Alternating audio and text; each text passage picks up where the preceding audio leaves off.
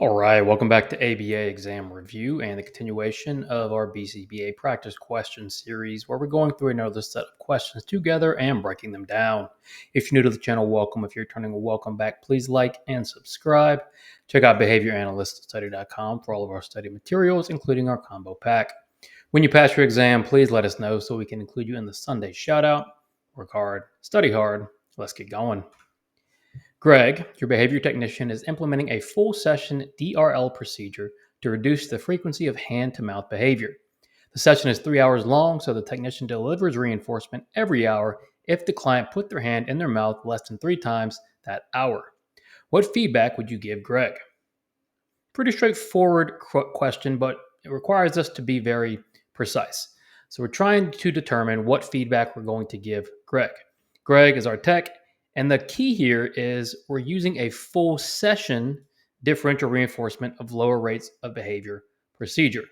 And the key modifier is this idea of full session.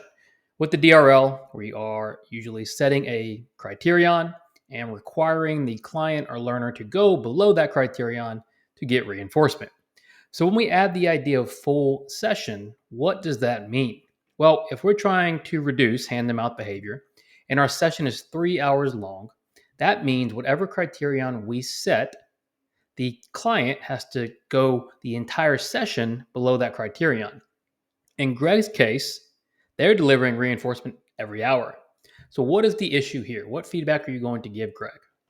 A, tell Greg that he is implementing the procedure as directed. Oh, he's not. Our session is 3 hours, and Greg is giving reinforcement every hour. If we're running a full session DRL procedure, we're only going to give reinforcement at the end. B, inform Greg that a full session DRL should always use a variable interval schedule. No, that's not the issue here. We're just giving reinforcement too much and at the wrong time. C, have Greg change the interval to a shorter amount of time. The interval length doesn't matter because we shouldn't be using intervals. We're worried about how long the session is. And then D, let Greg know that he should deliver reinforcement only after 3 hours. Yes, in a full session DRL, reinforcement should only come at the end of the session if it was earned. So we need to let Greg know he should only deliver that reinforcement after 3 hours. John is collecting baseline data on aggressive behavior, which he wants to eliminate. The current trend line shows a steady decreasing trend with an occasional small increase in the behavior. John is contemplating starting intervention immediately, but is unsure if he should wait for more data. What would you advise John to do as a behavior analyst? So once again, we are advising someone to do something. In this case, John, who is the analyst. We know he's collecting baseline on a behavior he wants to eliminate. The trend line shows a steady decreasing trend with an occasional small increase. So that may look something like this. Let's just pretend our data starts here. It's going down, small increase, continues to go down, small increase, continues to go down. Made up, obviously, but we're just trying to picture what the question is giving us. Now, John wants to know, should he start intervention immediately or should he wait for more data? Well, first thing is we're looking at baseline, which is just trying to get an idea of where behavior currently is. And in this case, we want to eliminate the behavior. Now, the issue we face is the behavior is already going down. So you always have to ask yourself, should I be intervening here? And if my behavior is already decreasing, is there a need to intervene? So what are we going to advise John to do? A, implement intervention immediately due to ethical concerns. Well, we are looking at aggression, right, which could be dangerous, but the behavior is going down. So it's not like the behavior is getting worse or remaining the same. It's actually improving. So is there a better answer than A? B, disregard the intervention entirely as behavior is decreasing. Well, just because behavior is currently decreasing doesn't mean we're just going to get rid of this idea of an intervention altogether. C, wait until baseline is steady or increasing to implement the intervention.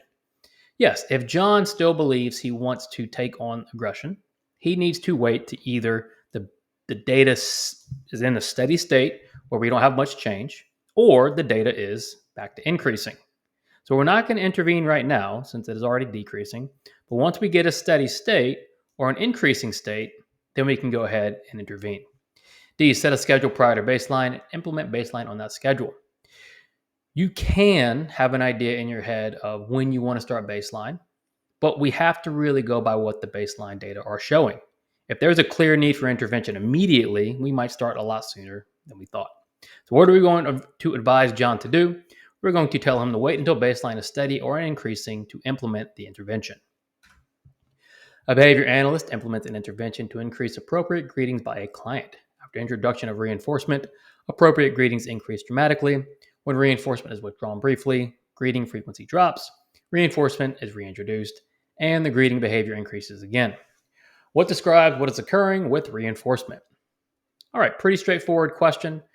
We are talking about control here. And what do we mean by that? Well, when we are trying to change behavior, we want to control that behavior. So when we have a situation where we are trying to increase something, we introduce reinforcement, what happens? Well, the behavior we want to increase increases.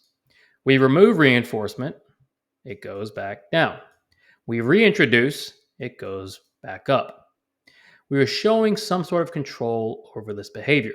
We are showing our modifications, our variables can change that behavior reliably. So what are we describing here? What is being described? A, social validity.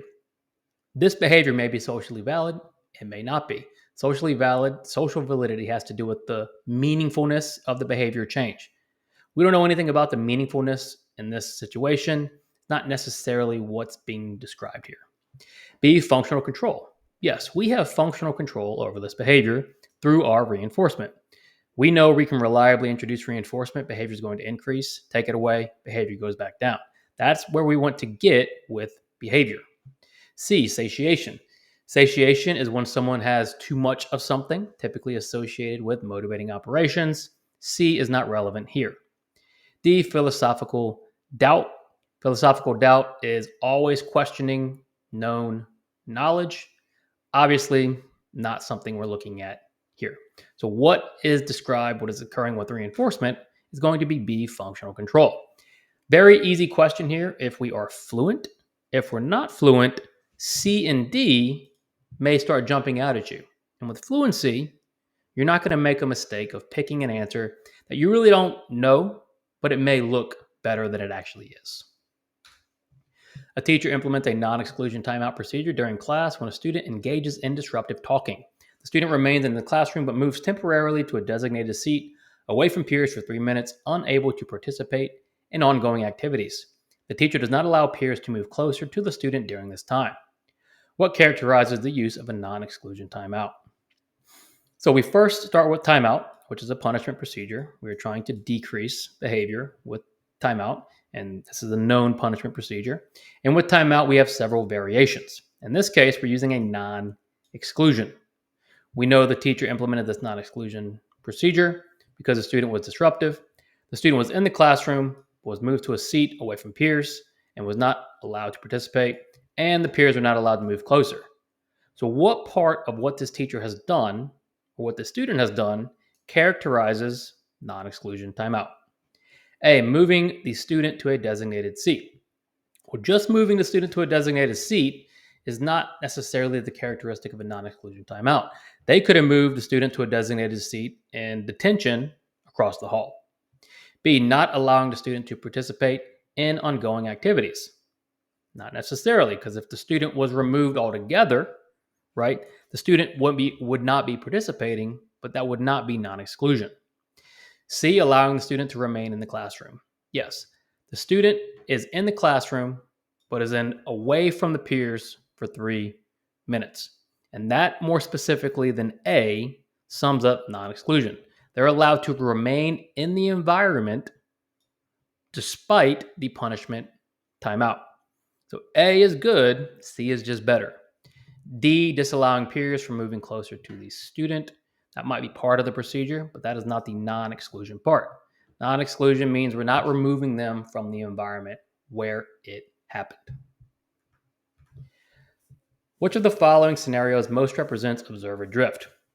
I think these questions are a lot of times more difficult when it's the reverse almost. All the information is now in the answer choices, and the question is very to the point. With these, we've got to be very careful and read everything to understanding. Now, The easy part is we just have to find observer drift. So if we know what observer drift is, this should be much easier. So what is observer drift? It's when we start to observe a behavior we've seen a while and we start to measure it differently, right? So after so long, what you're measuring or what you're using to measure behavior starts to change. What we're observing changes. So we're looking for a scenario where what we're observing is changing or what we're measuring is changing. Not to be confused with treatment drift, where the treatment is actually different. So A, Amelia initially counts every instance of a client's hand-raising behavior clearly, but after several weeks, she starts only counting instances when the client also vocalizes loudly. This is a good start, right? The initial behavior is hand-raising, but now the behavior that Amelia is tracking is also vocalizations. So what she's observing has changed. Let's read all of our answer choices. B, during observations, Michael occasionally becomes distracted by outside noise, briefly interrupting his ability to see the client's behavior clearly. Now, this could be a distraction, but this is an observer drift. It doesn't mean Michael's changed what he is seeing.